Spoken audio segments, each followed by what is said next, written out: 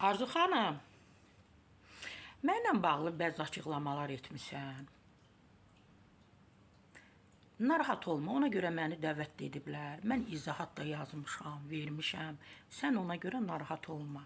Yaxşı? Mən sənə yazdım ki, qarşı tərəf kimi səni dinləyəcəm. Amma sən çox tələsdin. Sən sonuncu yerdə durursan da, sonuncu adam ola bilərsən ki, sən mənlə bağlı danışasan. Bilirsən də nə edirəm? Mənlə bağlı danışma.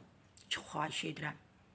Yenə də deyirəm, sən sonuncu yerdə dayana bilərsən ki, tutaq 1 milyon adam mənim haqqımda nəsə deyə bilər. Sən 1 milyon birinci adam ola bilərsən sonundan ki, mənim haqqımda nəsə danışa bilərsən. Əzizim, hamı artıq son vaxtlar səni tanıdı da. Bildilər kimsən, nəçisən. Sən o fikri söyləməklə düşünürsən ki, sizin o bölgə, rayon səni müdafiə edəcəkmi? Sənin haqqında xoş fikirlər mi söyləyəcək? Qadın olaraq mən onları demirəm. Demirəm nəyi deyirəm. Hamı bilir ki, mən bilirəm ki, nəyi demək istəyirəm, amma demirəm. Hamı da onu bilir. Yenə də deyirəm, sən sonda duran adamsan ki, mənim haqqımda danışasan. Bildin də niyə görə? Mənə video atdılar bir dənə, video çək, baxdım, orada sevgilim danışırlar. Birinci sevgilin, mən başa düşmürəm, sevgilinin ailəsi var. O sevgilim deyirsən. Sevgilinin ailəsi var, uşağı var, arvadı var, nəyi.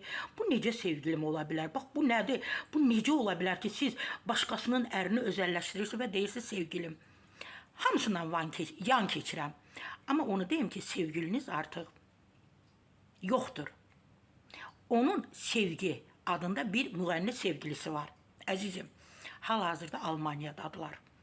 Xoşbəxtdilər, qoy onu deyim. Çünki mənə səs atdılar. Videonun arxasıca ki, Sara xanım, baxın, Arzu xanımın sevgilim dediyi, o ağız dolusu sevgilim dediyi kişi artıq Sevgi adında bir müğənniylə Almaniyadadır. Arzum xanım, mənimlə bağlı xahiş edirəm, heç nə danışma. Sara Səfra Bahadırdan bu qədər.